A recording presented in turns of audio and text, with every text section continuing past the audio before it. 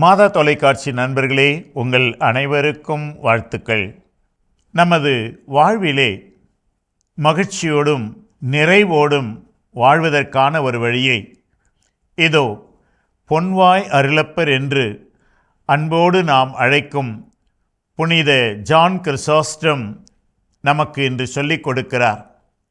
அவர் சொல்லுகிறார், riches are not forbidden but the pride of them is.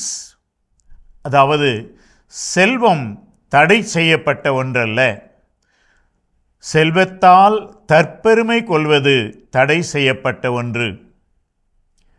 நண்பர்களே, கிராம பகுதிகளிலே இப்படி ஒரு சொல்லாடலை நீங்கள் கேட்டிருக்கலாம். 4 காசு சம்பாதிச்ச உடனே அவன் தலகணம் பிடிச்சி அலையிறான் பாரு என்று அந்த ஒரு சொல்லாடல்.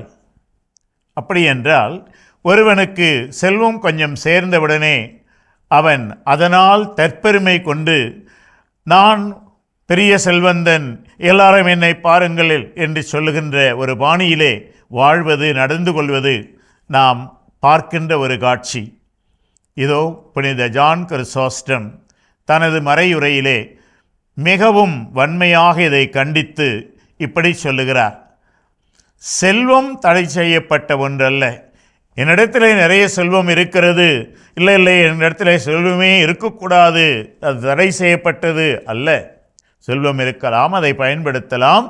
ஆனால் உனக்கு செல்வம் சேர்ந்த பிற்பாடு அதனால் நீ தற்பெருமை கொண்டு அந்த தற்பெருமையோடு நீ வாழ்வாய் என்று சொன்னால் அது தடை செய்யப்பட்ட ஒன்று.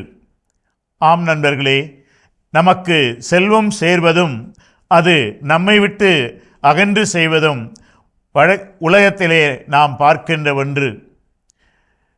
சில வாரங்களுக்கு முன்னால், மாதங்களுக்கு முன்னால் பெரும் செல்வந்தராக இருந்தவர்கள் இன்று ஒன்றுமில்லாத நிலையிலே இருப்பதை பார்க்கிறோம். எனவே செல்வம் ஒரு இடத்திலே சேர்வதோ ஒருவரிடத்திலே இருப்பதோ தவறில்லை. ஆனால் அந்த எனக்கு சேர்ந்ததால், அந்த செல்வத்தால் ஒருவர் தலைகணம் பிடித்து தற்பெருமையோடு வாழ்ந்தால் அது தடை செய்யப்பட்ட ஒன்று. எனவே வாழ்விலே மகிழ்ச்சியோடும் நிம்மதியோடும் வாழ வேண்டுமென்றால் செல்வம் இருக்கட்டும், ஆனால் அந்த செல்வத்தை பற்றிய எனக்கு நிறைய செல்வம் இருக்கிறது என்ற அந்த தற்பெருமை மனநிலை நமக்கு இல்லாமல் இருக்க வேண்டும். பாருங்கள், ஒரு ஆன்மீக தலைவர் அழகாக குறிப்பிடுகிறார், செல்வம் தடை செய்யப்பட்ட ஒன்றல்ல, செல்வத்தால் தற்பெருமை கொள்வதுதான் தடை செய்யப்பட்ட ஒன்று. இந்த கூற்றிலேக்கு முன்னால் நான் எப்படி இருக்கிறேன் என்று சிந்திப்போமா? அனைவருக்கும் வாழ்த்துக்கள்.